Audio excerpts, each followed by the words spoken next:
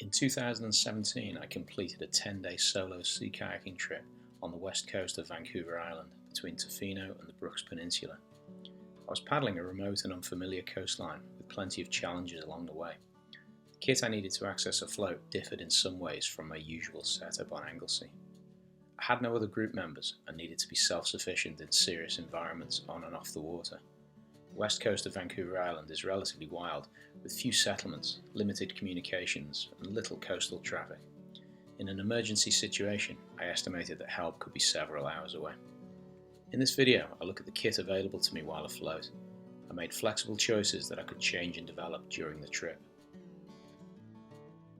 In my PFD, I carried the following items: my personal locator beacon, an electronic flare, my waterproof VHF radio.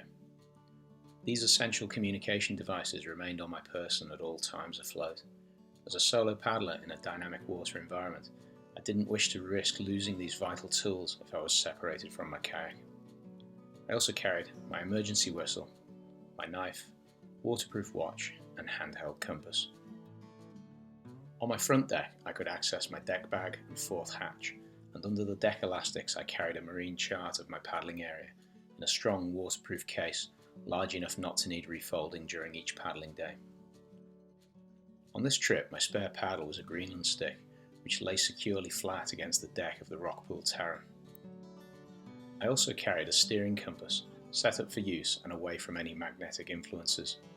The west coast of Vancouver Island can be foggy in summer, and I wanted a reliable means of paddling a precise heading. In my deck bag, I carried a small dry bag with useful emergency kit in the event of a forced landing. I also carried a litre of water for use during each paddling session. The emergency dry bag included the following kit: lengths of cord and bungee, a small first aid kit, a light stick and emergency flashlight, energy bars, and a large plastic survival bag. My emergency kit also included a fuel source and fire lighting equipment.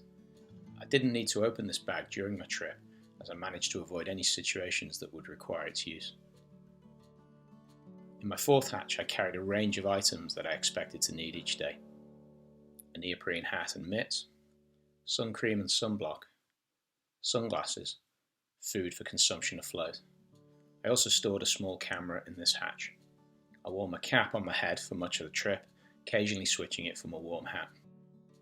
In my day hatch there was room for plenty of useful kit, including a jacket to wear over everything else, a large nylon tarp, a substantial first aid kit, and a repair kit for the boat and the rest of my equipment. This kit was immediately available to me upon landing. On bad weather days I frequently threw on the jacket and strung the tarp in the forest edge before any other tasks. My hand pump was unlikely to be needed by anyone but me. It lived secure under elastics inside the cockpit of the kayak. The only other kit inside my cockpit was a 6-litre water bladder that lay flat on the hull of the boat. I was equally unlikely to have to tow another kayak. However, I kept a 15-metre line within reach next to the day hatch in case of swim landings or other desperate situations.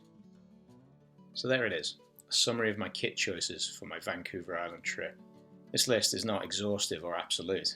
I had a few other items available to me and will likely make slightly different decisions on my next solo adventure.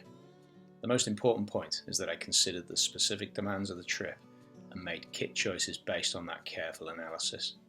I also remained flexible, willing to make necessary changes during the trip.